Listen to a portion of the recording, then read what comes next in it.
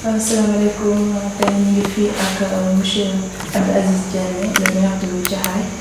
Alors monsieur Abdou Aziz tey yaa ngi recevoir nga xamante ne l'artiste Binguel Djolof si programme bi nga xamante ne ñu koy amal chaque année tey di 7e édition ñu koy amal fii ci festival de vin.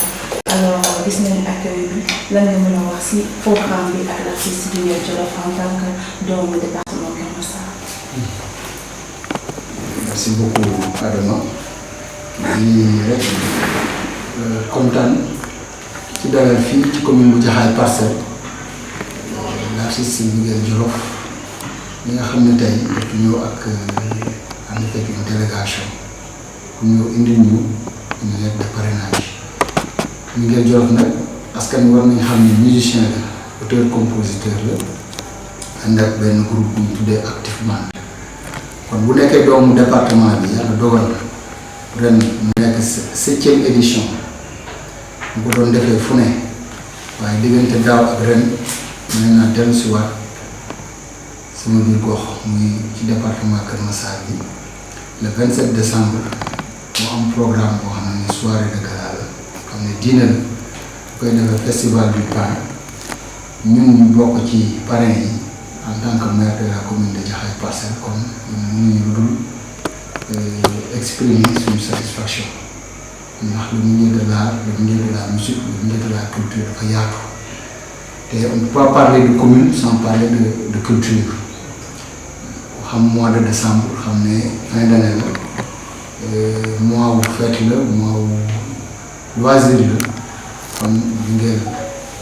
Djolof bu amee programme bu ñu boole ñu ci dañu koy tàllal loxo bu ko defee ñu itam ensemble ñu souhaiter la réussite de ce programme waaye itam ñu jël programme bi di ko tegaat ci loxo population Jaxaay Parcelles vraiment di leen ci invité ñun ñëpp l'entrée est payante nous les autorités dañu war a jënd ay table yooyu yëpp dañu koy yëkkatiwaat delloo ko ci population mais aussi delloo ko ci élus yi nga xam ne dañ leen a fal ñu delloo ko également ci personnel bi Jaxaay Parcelles bi nga xam ne ñoom lañu àndal ci liggéey bi di ci responsabiliser la commission jeunesse sport culture et loisirs ndax c'est la commission phare par rapport à un tel programme mais également di ci responsabiliser ñi nga xam ne tourne autour du maire comme le chef de cabinet bu defee muy programme boo xam ne dinañ ko accompagner bu yegsee fin d'année la programme dina chargé mais lépp luñ ci mën ñu waxtaan ci jubóo ci mën ko jëfee di ci woo également le premier adjoint au maire Mouhamadou Rasoulillahi Dat ñi nga xam ne tey xaritu Binguel la moom ak soxnaam Penda nekk suñu chéri nekk suñu soxna nekk suñu soppe kon ce sera l'occasion ensemble la main dans la main vraiment ñu jëmal bis boobu di ci woo également tout le département de Keur Massar pour une réussite excellente di Binguel Djolof ak groupe ñu waa Active Band.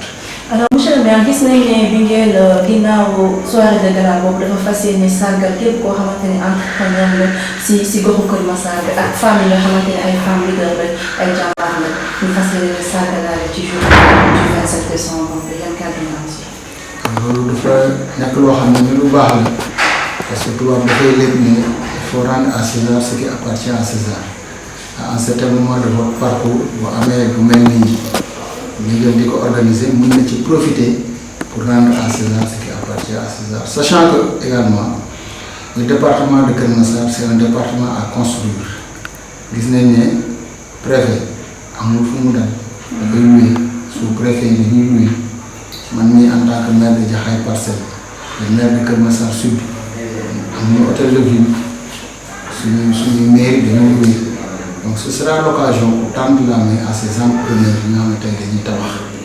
encourager leen ci tabax département bi mais avec l'accompagnement de l'État notamment au niveau de l'État central kon bu leen di décerner dafay am solo trop te day won jeunesse bi